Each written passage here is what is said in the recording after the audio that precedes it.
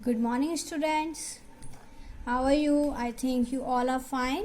Today we are going to start chapter number 10, light, in 10th class. What is light and the reflection and refraction of light? Basically हमने ये देखा है कि reflection and refraction हमने already 7th class में पढ़ा था, और 6th क्लास में हमने पढ़ा था कि जो हमारा लाइट का प्रोपोगेशन होता है या जो हमारा जो लाइट ट्रैवल करती है वो हमेशा स्ट्रेट लाइन में ट्रैवल करती है। रिफ्लेक्शन का मीनिंग होता है कि वो चीज़ किसी शाइनी सरफेस पर आएगी और रिफ्लेक्ट हो जाएगी, मतलब टर्न बैक हो जाएगी। और रिफ्रैक्शन का मतलब होता है कि अगर हमने ग्लास शीट वगैरह ली है तो उससे वो जाएगी लेकिन रिफ्लेक्ट नहीं होगी, वो कहीं थोड़ा सा फॉर्म अपना चेंज कर लेगी या थोड़ा सा डायरेक्शन अपना चेंज कर लेगी। वो हम डिटेल में बाद में पढ़ेंगे। फर्स्ट हम स्टार्ट करते हैं मिरर्स, जो कि रिफ्लेक्शन दिखाता है, और रिफ्रैक्शन जो होता है वो लेंसेज, वाटर ड्रॉप्स, ये सारी चीज़ें रिफ्रैक्शन दिखाती है। तो first we are going to talk about the history of the mirrors, कि हमारा जो मिरर था उसकी हिस्ट्री क्या है। तो हमने स्टार्टिंग में जब बहुत ही अर्ली एजेस थी उसमें हमने मेटल मिरर्स यूज़ किए थे, जो कि मैं यहाँ फ़ोटो में देख रहा होगा आपको मेटल मिरर्स कैसे दिखते थे। वो बहुत ज़्यादा अच्छी इमेज नहीं देते थे। फिर लोगों ने स्विच किया मर्क्यूरी मिरर। मर्क्यूरी जो होता है वह एक लिक्विड मेटल होता है, उस मिरर को भी यूज़ किया। जैसे कि आप देख रहे हैं उसमें भी इमेज क्लियर नहीं आ रही है। फिर उन्होंने लास्ट जो ऑप्शन देखा जो आजकल हम यूज़ कर रहे हैं, it is called glass mirrors. तो ग्लास मिरर्स कैसे बनते हैं पहले हम वो देख लेते हैं। ग्लास की एक शीट रहती है, ये दिख रहा है आपको, ग्लास की एक पतली शीट रहती है। उसके ऊपर हम सबसे पहले टिन का लिक्विड फॉर्म जो होता है, टिन जो है वो एक मेटल है, उस मेटल का लिक्विड स्प्रे डाल देते हैं जिससे उसमें कैपेसिटी आ जाती है, क्योंकि ग्लास बहुत चिकना होता है तो अगर आप उस पर कुछ भी पेंट लगाएंगे तो वो बहुत देर तक नहीं टिक पाएगा। पर टिन एक ट्रांसपेरेंट लिक्विड होता है जिससे कि उस पर कोई भी पेंट या जो भी आप डालना चाह रहे हैं वो उस पर स्टिक हो जाएगा। तो उसके बाद जब हम टिन सूख जाता है उसके बाद हम सिल्वर लिक्विड वाला बेस लगाते हैं या पेंट जैसा लगा देते हैं। फिर उसको हम ड्राई करते हैं, उसके बाद हम उसके ऊपर रेड या ऑरेंज कलर का पेंट लगाते हैं, और अगर हमें और उसकी ज़्यादा अच्छी कोटिंग करना है तो हम फिर से एक और पेंट अप्लाई करते हैं। तो ये जो पेंट होते हैं ये सिल्वर लेयर को प्रोटेक्शन के लिए होते हैं, क्योंकि जो हमारी सिल्वर लेयर होती है वो बहुत ही थिन होती है, तो उसको प्रोटेक्ट करने के लिए हमें ये दो पेंट लगाने पड़ते हैं या लेयर्स लगानी पड़ती हैं। इसमें से थर्ड वाली कंपलसरी होती है, फोर्थ अगर हम चाहें तो स्किप कर सकते हैं। डिपेंड करता है कि जो हमारा ग्लास है वो कहाँ यूज़ होना है और किस क्वालिटी का ग्लास हमें चाहिए या मिरर चाहिए। तो जो मिरर होता है वो जब मिरर आखिरी में जब बन जाता है, ग्लास से जो मिरर बनता है उसको हम देखते हैं कि उसमें कोई बबल या कुछ एरर तो नहीं रह गई है, और अगर वो सही बन जाता है तो हम उसे जिस शेप में काटना है उसमें काट के और आगे दे देते हैं। अब जो नेक्स्ट पॉइंट है टाइप्स ऑफ मिरर। तो मिरर बेसिकली हमारे दो टाइप के होते हैं। वन इज़ प्लेन मिरर जो हम यूज़ करते हैं नॉर्मल लाइफ में, और सेकंड होता है स्फेरिकल मिरर। अब स्फेरिकल भी मैं आपको डिटेल में बताऊंगी स्फेरिकल मिरर्स क्या होते हैं। पहले हम प्लेन मिरर के बारे में बात करेंगे। जो प्लेन मिरर्स होते हैं जो कि हम डेली लाइफ में यूज़ करते हैं घर में, वो सारे प्लेन मिरर्स होते हैं। जैसे this one is the plane mirror, है ना, ये हमारा एक प्लेन मिरर का एग्जाम्पल है। तो ये कर्व शेप में नहीं है, ये सर्कुलर शेप है, मगर हमने इसको सिर्फ कट किया है, लेकिन ये एक प्लेन मिरर है। तो इसके लॉज भी हम देखेंगे कि इसमें कौन कौन से लॉज होते हैं। तो प्लेन मिरर्स के लिए हमने 7th और 6th क्लास में पढ़ा था रिफ्रैक्शन, लॉज ऑफ रिफ्लेक्शंस, और हमने साउंड में भी पढ़ा था कि किस तरीके से साउंड रिफ्लेक्ट होता है। तो जब भी हम कुछ सॉलिड स्टेट की बात करते हैं और उसमें कोई भी वेव फॉर्म आ जाती है या कोई रे आ जाती है लाइट की, तो हमेशा वो एक यूनिफॉर्म फॉर्म होता है इसका जिसमें वो ट्रैवल करती है। तो जो लाइट है वो स्ट्रेट लाइन में हमेशा ट्रैवल करती है, और वो कहीं से अगर किसी शाइनी लेयर से रिफ्लेक्ट होती है या टकराती है तो वो उसको रिफ्लेक्ट कर देता है उसी एंगल पे। तो वो लॉज भी हम पढ़ेंगे। हम पहले देख लेते हैं प्लेन मिरर्स क्या होते हैं। जो मैंने अभी आपको दिखाया था वो प्लेन मिरर है, मैं यहाँ पिक्चर्स में भी आपको शो कर रही हूँ, देखिए ये प्लेन मिरर है ना।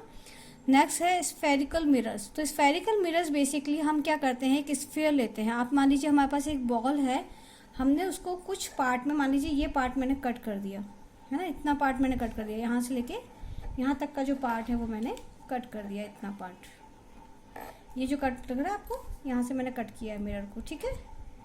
तो जब मैंने इस मिरर को यहाँ से कट कर दिया तो ये सिर्फ इतना पार्ट बचा। ये एक ग्लास था, मान लीजिए ये ग्लास की एक बॉल थी, ये मान लीजिए एज्यूम कर लीजिए मैं ग्लास की बॉल है, मैंने इसको कट कर दिया यहाँ से, ठीक है।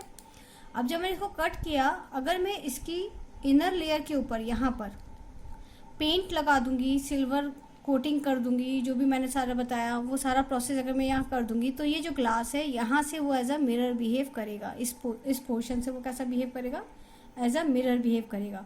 तो ये कहलाता है convex mirror. Clear. Convex mirror क्या होता है, जिसमें हम अंदर की तरफ कोटिंग करते हैं और ये बाहर का जो हिस्सा है वो मिरर जैसा बिहेव करता है। नेक्स्ट है कॉनकेव मिरर। जो कॉनकेव मिरर होता है उसमें हम क्या करते हैं, इसके ऊपर वाला जो पार्ट है इसमें हम टिन, सिल्वर और लेयर जो भी है पेंट की लेयर हम लगाते हैं। तो ये जो हिस्सा होता है, अब केव वाला जो हिस्सा है, जो अंदर वाला हिस्सा है, वो कैसा बिहेव कर रहा है, मिरर जैसा बिहेव कर रहा है। तो इसको याद रखने का बहुत इजी तरीका है, केव मतलब गुफा। तो अगर गुफा वाला हिस्सा हमारा जो है, केव वाला हिस्सा जो अंदर वाला हिस्सा है, वो मिरर जैसा बिहेव करता है, जैसे ये हमने ऊपर की लेयर पे पेंट कर दिया और अंदर की लेयर को मिरर जैसा बिहेव करवा रहे हैं, तो ये कहलाता है स्फेरिकल मिरर्स। क्लियर।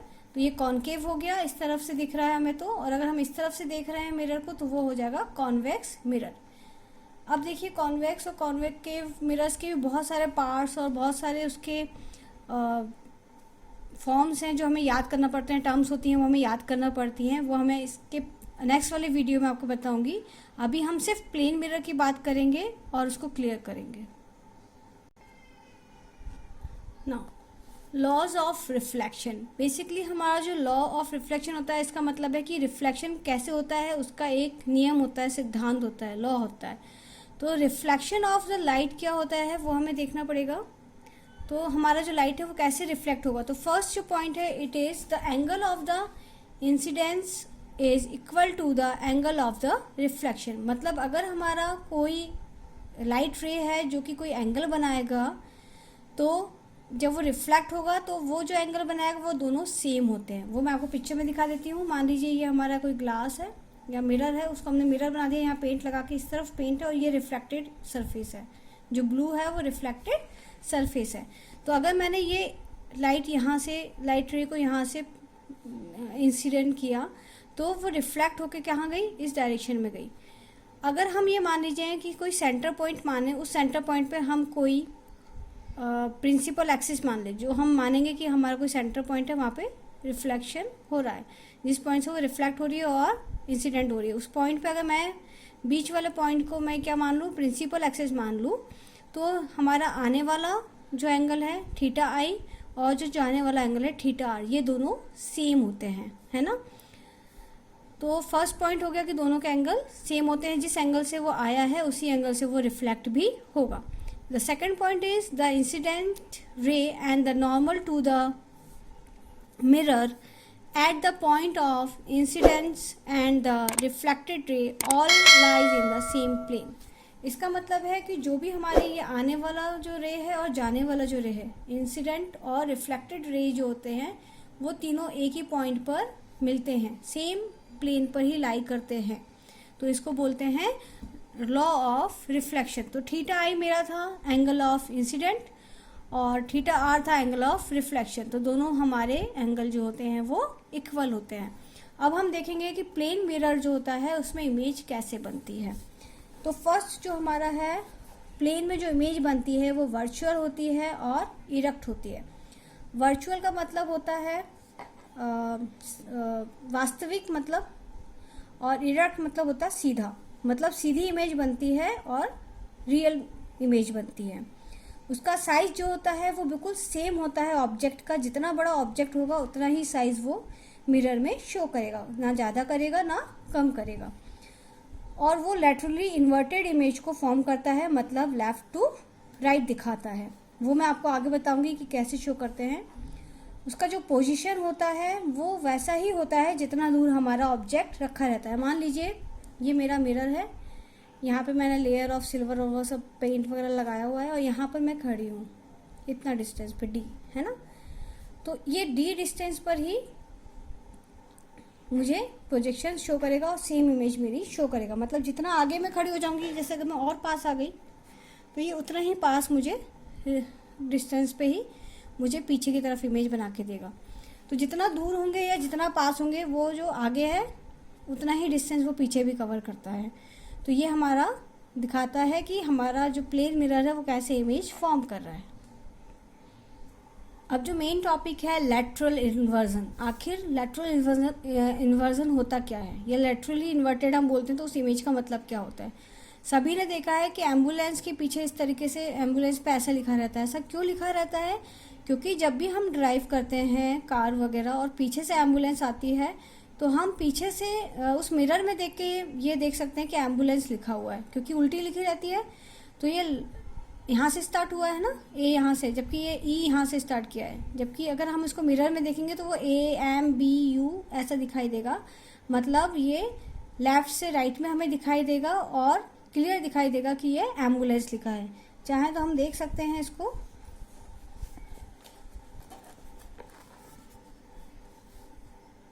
देखिए AMBULANCE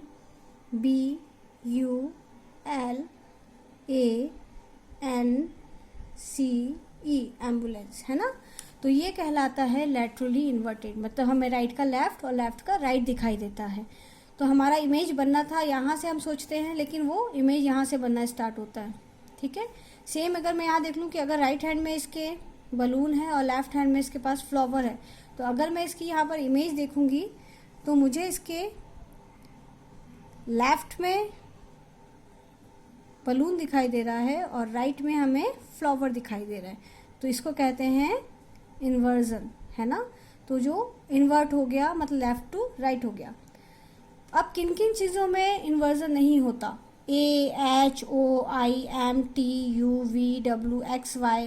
8 0, इन सब में हम अगर देखेंगे तो लैटरल इन्वर्जन नहीं होता। ये सेम टू सेम दिखेंगे जैसा हम इनको लिखते हैं। जैसे यहाँ देखिए AMA, ये तीनों जो वर्ड्स हैं ये हमने सेम लिखे हैं जैसे हम लिखते हैं।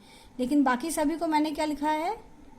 लेफ्ट टू राइट लिखा है। जो अगर हम भी को इस तरफ बनाते हैं राइट में, तो हमने उसको लेफ्ट में बनाया है, तो हमें वो मिरर में जो है सीधा दिखाई देगा। ठीक है। तो it's called lateral inversion. If you find this video is informative, so please share and like and subscribe. Thank you.